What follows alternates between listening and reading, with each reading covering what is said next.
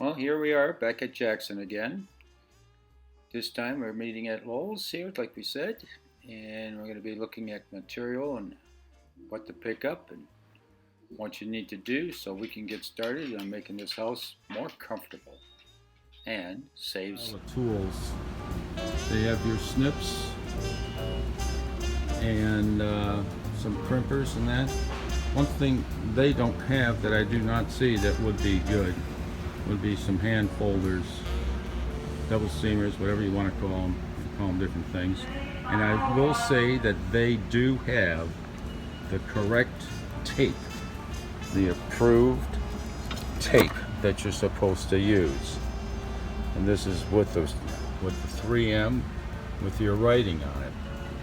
And this one here is cold weather. You don't necessarily have to. You see what this is? 3M repair tape. No writing, not approved. But here's one here. This one here is approved, a little narrower. And you have to be careful. See what it says? HVAC tape. It is approved. It has to have the writing on it. It doesn't have the writing on it. It's not approved.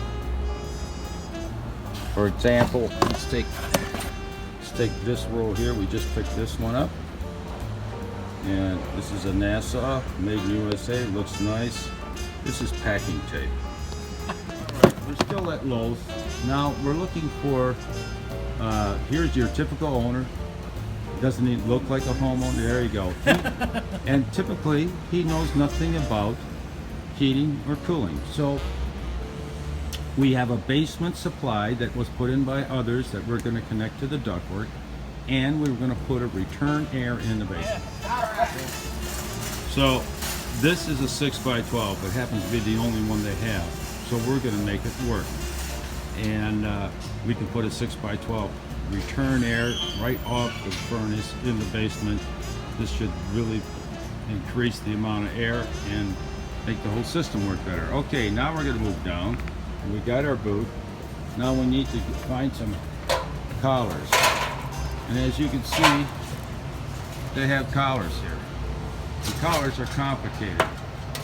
Not only do you have to get the right size, but you're talking a homeowner that has limited amount of metal snip usage. So the collar we're going to get is right here. This one? This one. And the reason why we're going to get this one is if you look at it, we can screw it on. That looks interesting. And at the other time, it has a self-adhesive sticker. Oh. So we can just cut a sloppy hole out, if you cut a sloppy hole out, and cover our hole with a very pretty collar. We're not having to worry about tabs and getting the hole perfect so the tabs will go in. Perfect solution for homeowners. So grab 2 of those and put it in the cart. There. Oh, there we go. There you go. 112 by 6. All right, so that fits the new boot. Right? Now, we got 2 returns up on the 2nd floor that we are going to put in high wall registers, so we're going to need 2 14 by 6.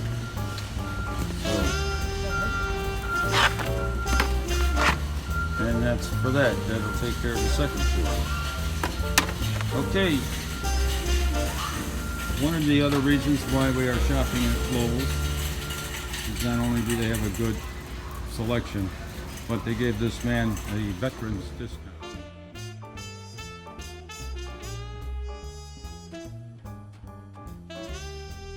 And we found out there's a supply register in the basement office. Must never connect. Flex dug out, so now we know how far we're going to do. Now we're going to use one of our fancy dancy collars.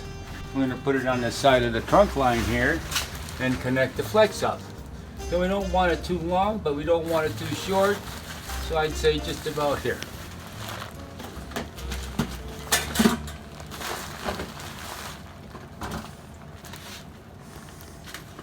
We're going to mark it. All right, now we'll cut it out. Here we are, your standard razor knife, or even a little better than standard. Cut the plastic first. Try not to cut your arm off while you're doing it.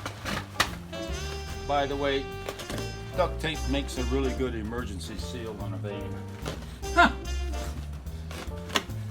So here, okay, now we're into the last part of it. There's an inside plastic. We got the insulation, and we're all the way through, except for one little thing. We have to cut the wire. Do not ever use a pair of metal snips to cut wire. You'll always use wire cutters. If you use a pair of those metal snips like we cut the ductwork, you'll notch the end of the blade. You might as well throw it out. Okay, well, we have enough light you can see this. You put this on here to make that nice and pretty, and we just make a circle here. So I don't know if you can see it. I can. But here's another good thing about using this type of collar. You don't necessarily have to cut that big of a hole out for this to work. Since we only have 6-inch pipe on this job, and this is a basement register, we can actually cut the hole out a little bit smaller, and it acts like a damper, regulating the size of the amount of air coming out of it. Now that's not a 6-inch hole, but being 10 feet from the furnace, going into a small room in the basement, that's all the air you need.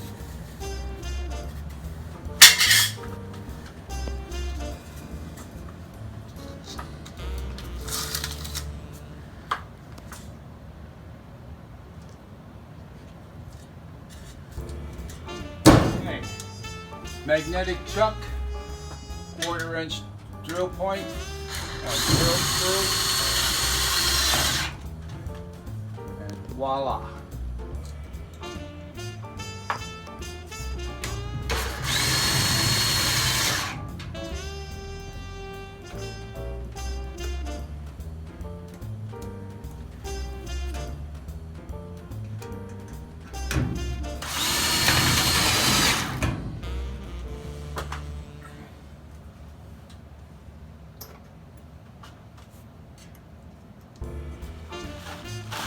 Oh no, the flux is short. Not. Huh.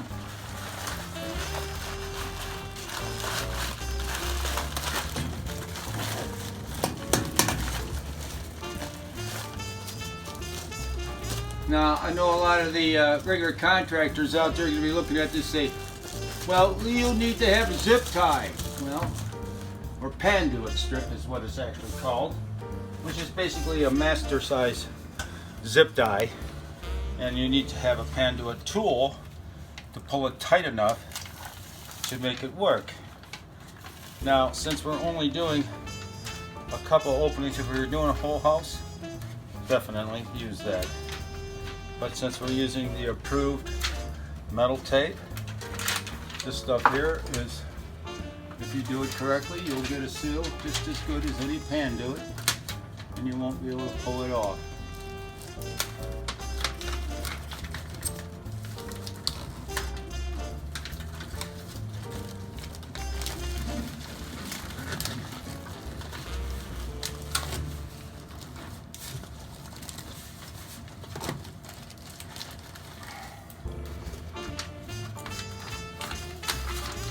Piece on top, finish it.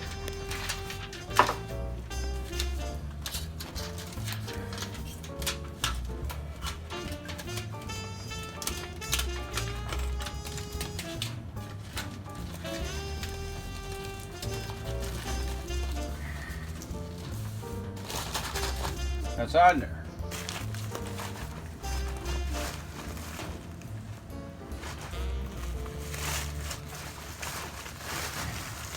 This is some of the old flex duct, the RS4, only 1-inch insulation on it, but it's just fine for in the basement, and it sure is convenient and easy to use. Here we go. All right, here we are. We're going to start to look at how we would spot the return air grill for the basement. Now we are behind the furnace here, and here's the wall, and this is the hallway behind us, and we'll go on the other side of this wall in a minute. And if you look here, we have light switches and lots of wires and things. So we're going to put the box down here, actually, saying that this is about 14 inches wide. We only have a 12, since we have a double 2x4 here, this space is narrower, our 12 should fit in real nice. So now we're gonna have a drill. Where's our magic weapon here? Here we go. Drill. Drill. This is the floor on the outside in the hallway. There's nothing in the hallway that is in our way. We don't want to put it right down to the floor for a lot of different reasons. First of all, we got a flat register and it won't work that way. I don't know if there's baseboard on the other side, but that doesn't matter. There is.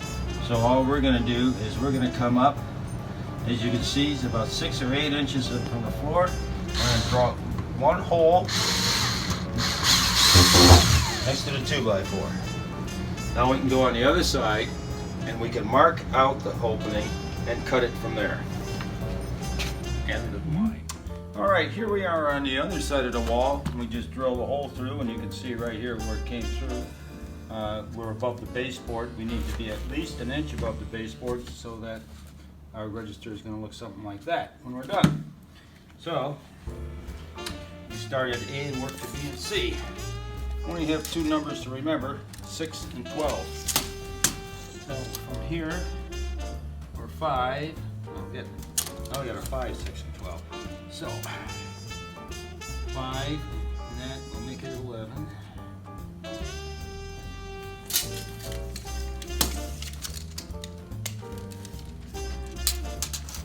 Come over here. Make it at 5. Make it at 11. And we want the whole 12. These are pretty good guess, wasn't it? So, here's our straight edge, better known as the register, still in the package. Off line.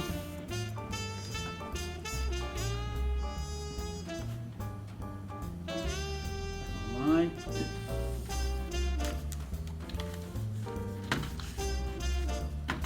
Like using a square.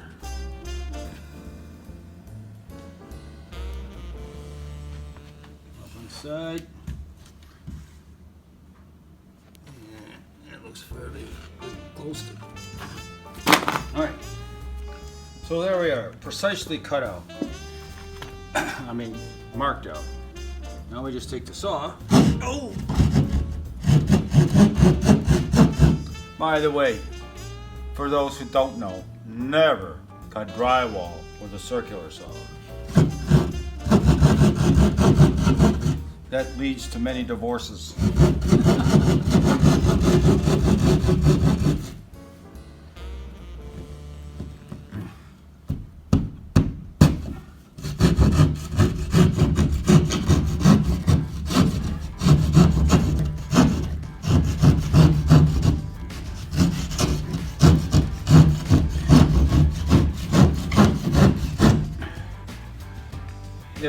If the saw blade starts to light up and spark, it means you hit an electric wire. That's something to keep an eye on. What?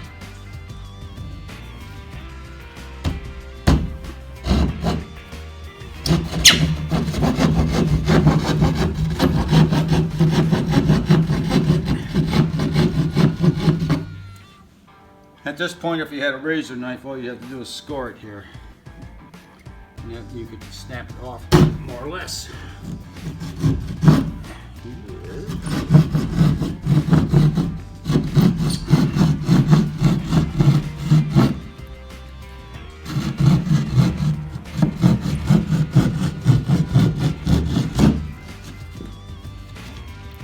This is also part of the instructions of installing a cat door. Going, we're live. Okay, I'm preparing the boot to go through the wall. I'm doing a little bit here. All we want to do is get this in each side. So you can see all we did was trim up this hole so it was easier to push the boot through. Okay, once the boot's through it, and you just tap down around the outside. So, Okay,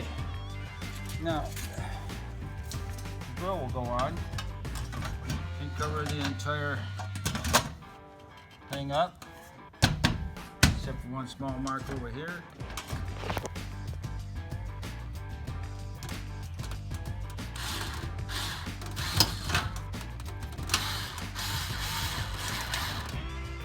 Alright, here we are behind the furnace. Show you. These are always very nice and comfortable places to work. Here's our new return air that we just put in.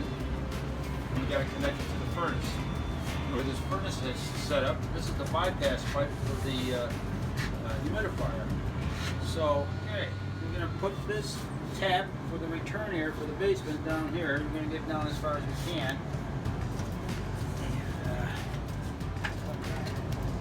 Okay.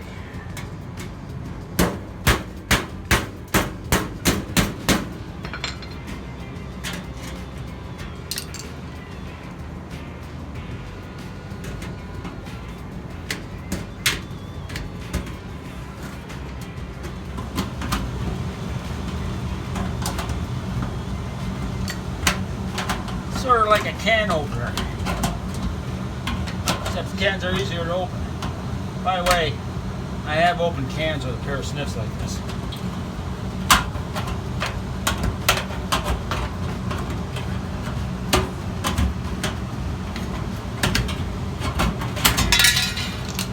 There. Looks like I used the dead chicken to cut that puppy up.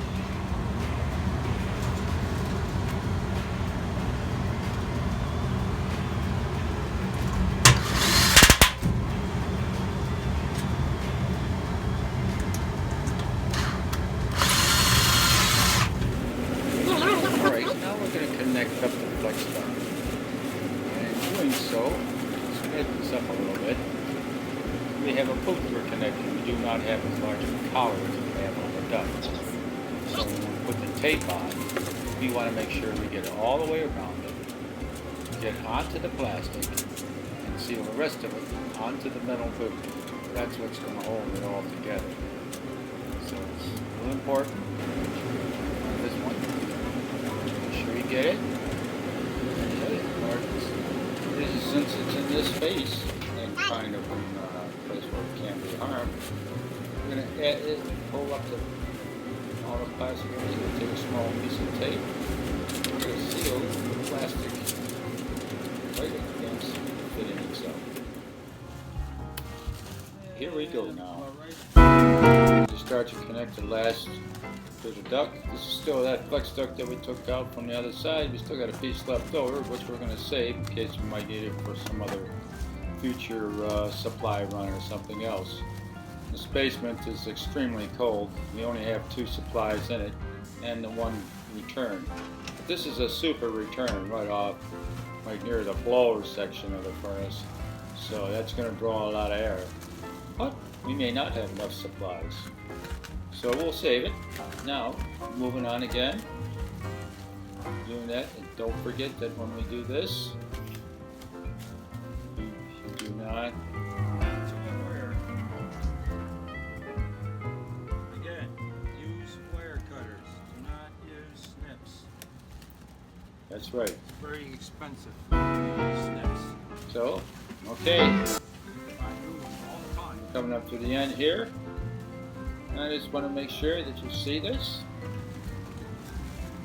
and how we can make these things stick with tape really well, because we're not pushing the plastic all the way to the duct.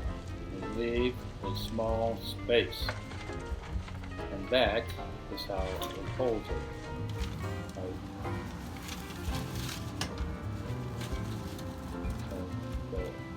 On the metal, on the plastic, and ta-da! In the hole. You won't have to worry about it falling apart. Even if you happen to hit it or kick it, it will still be good to go. So, coming to the end of this one, get ready for the next time when we're going to go and start the duct sealing and taking temperature readings and trying to figure out what else has to be done. Until then, thanks for watching.